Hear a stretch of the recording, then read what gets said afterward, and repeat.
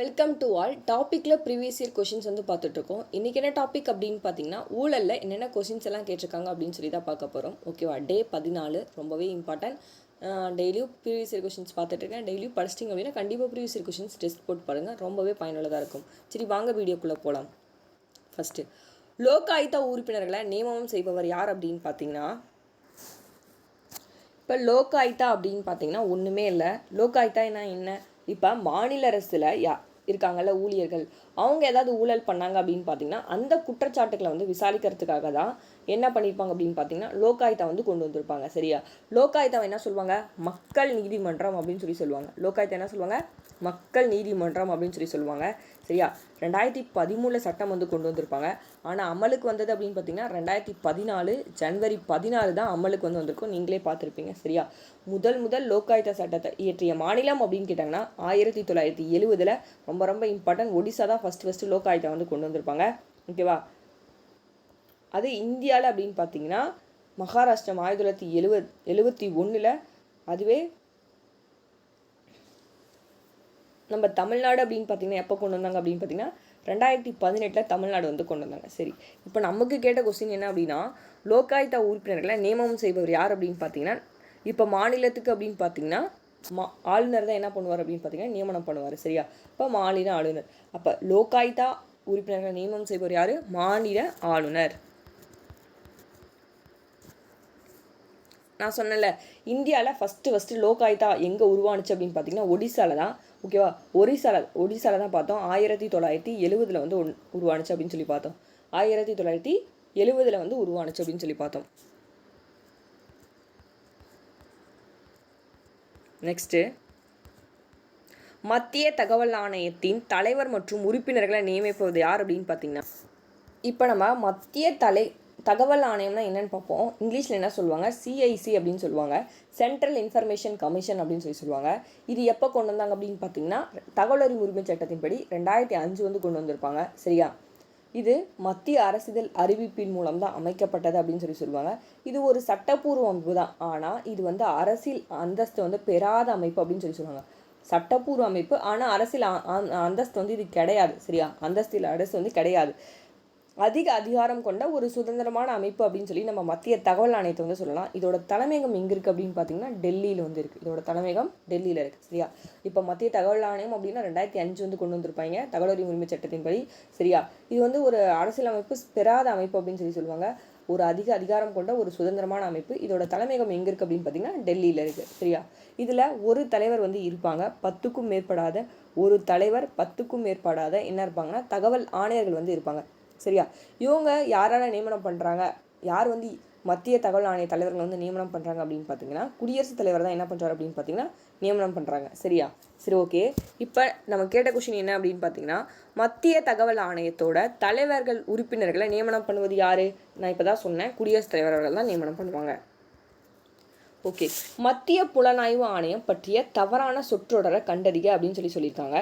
இது ஒரு சட்ட ரீதியான அமைப்பு அப்படின்னு சொல்கிறாங்க. அடுத்தது, ஒரு சட்ட ரீதியான அமைப்பல்ல. டெல்லி தனிப்பட்ட போலீஸ் படை அமைப்பு சட்டம் 1946 தன் அதிகாரங்களை பெறுகிறது. மத்திய அரசின் முக்கிய விசாரணை முகமையாகும். இப்போ ஃபஸ்ட்டு நீங்கள் மத்திய புலனாய்வு ஆணையம்னா என்ன அப்படின்னு தெரிஞ்சுக்கணும். என்ன சொல்லுவாங்க அப்படின்னா NIA. ஓகேவா?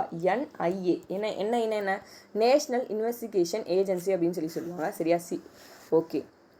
இந்த ஆக்ட் வந்து எப்போ கொண்டு வந்தாங்க அப்படின்னு பார்த்தீங்கன்னா 2009 இந்தியாவில் வந்து அறிமுகப்படுத்தப்பட்டிருக்கும். 2009 இந்தியாவில் வந்து அறிமுகப்படுத்தப்பட்டிருக்கும். எதுக்காக அப்படின்னு பார்த்தீங்கன்னா தீவிரவாத செயல்பாடுகளுக்கு எதிராக அதை வந்து சமாளிக்கிறதுக்காக தான் என்ன பண்ணுறாங்க அப்படின்னா இந்தியாவில் இந்த அமைப்பை வந்து ஏற்படுத்துகிறாங்க. என்ன? NIA, நேஷ்னல் இன்வெஸ்டிகேஷன் ஏஜென்சி, தேசிய புலனாய்வு முகமை அப்படின்னு சொல்லுவாங்க. சரியா? இது எதுக்காக அப்படின்னு பார்த்தீங்கன்னா 26/11 என அறியப்படும் மும்பை தீவிரவாத தாக்குதலுக்கு பின்னாடி தான் என்ன பண்ணியிருப்பாங்கன்னா இத்தகைய அமைப்பு வந்து ஒன்று தேவை அப்படின்னு சொல்லி மத்திய அரசு இதை உணர்ந்து என்ன பண்ணுறாங்க அப்படின்னா இதை வந்து உருவாக்குறாங்க. NIAயோட தலைமையகம் எங்கே இருக்குது அப்படின்னு பார்த்தீங்கன்னா டெல்லியில் வந்து இருக்குது. சரியா? NIAயோட தலைமையகம் எங்கே இருக்குது? டெல்லியில் இருக்குது.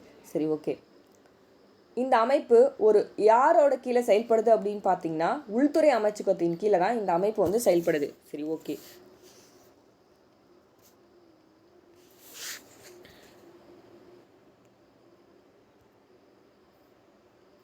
இதில் நமக்கு தவறானது என்ன அப்படின்னு பார்த்தீங்கன்னா இது ஒரு சட்ட ரீதியான அமைப்புன்னு கொடுத்துருக்காங்க, தப்பு. ஆப்ஷன் ஏ தான் நமக்கு என்ன அப்படின்னு பார்த்தீங்கன்னா தவறு. ஆப்ஷன் ஏ தவறு. நெக்ஸ்ட் கொஷின், கீழ்கண்டவற்றை அதன் தோற்றுவிக்கப்பட்ட ஆண்டின் அடிப்படையில் சரியான காலவரிசை அப்படின்னு சொல்லி கேட்டிருக்காங்க. சரியா? அப்போ என்ன வரும் அப்படின்னு பார்த்தீங்கன்னா ஆப்ஷன் சி வந்து வரும். Option C. ஃபஸ்ட்டு நமக்கு மத்திய புலனாய்வு குழு எப்போ அப்படின்னு பார்த்தீங்கன்னா எப்போ கொண்டு வந்திருப்பாங்க? 2009 தான் இந்தியாவில் வந்து கொண்டு வந்திருப்பாங்க. 2009 இந்தியாவில் வந்து கொண்டு வந்திருப்பாங்க. நெக்ஸ்ட்டு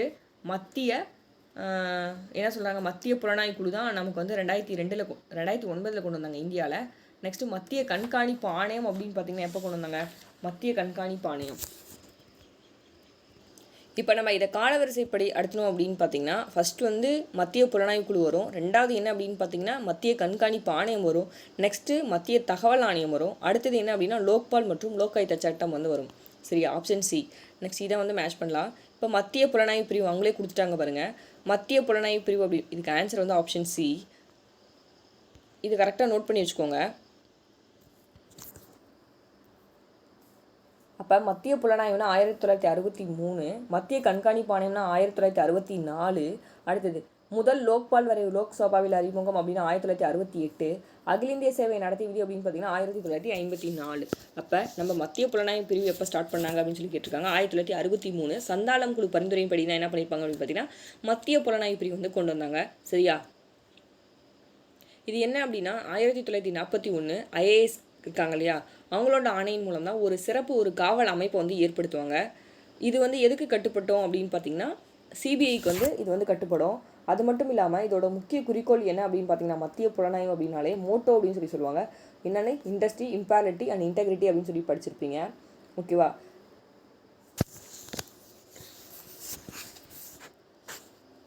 மத்திய புலனாய்வு அமைப்புனா என்ன? சிபிஐ.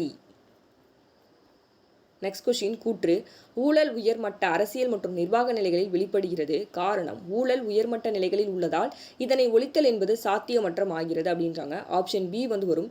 ஏ மற்றும் ஆர் இரண்டும் சரியானவை மற்றும் ஆர் என்பது ஏவிற்கான சரியான விளக்கமாகும் அப்படின்னு சொல்லி சொல்கிறாங்க. நெக்ஸ்ட் கொஷின், மக்களின் குறை தீர்ப்பாக உருவாக்கப்பட்ட ஒரு பழமையான முறை என்ன அப்படின்னு பார்த்தீங்கன்னா ஓம்புட்ஸ்மேன் அமைப்பு தான். இப்போ ஆம்புட்ஸ்மேன் அப்படின்னு பார்த்தீங்கன்னா ஸ்வீடன் மொழியில் ஆம்புட் அப்படின்ற சொல்லிலிருந்து கிடச்சிருக்கும். சரியா? ஆம்புட் அப்படின்னு சொல்கிற சொல்லிலிருந்து கிடச்சிருக்கும். ஆம்புட் அப்படின்னா என்னென்ன அப்படின்னா பிரதிநிதி அப்படின்னு சொல்லி பார்ப்பாங்க. இது என்ன அப்படின்னா நிர்வாக முறைகேட்டிலேருந்து குடிமக்களை காப்பாற்றும் அதிகாரி அப்படின்னு சொல்லி இதுக்கு வந்து பொருள் தருவாங்க. ஓம்புட்ஸ்மேன் அப்படின்னு பார்த்தீங்கன்னா. சரியா? ஓம்புட்ஸ்மேன் அப்படின்னு பார்த்தீங்கன்னா ஓகே.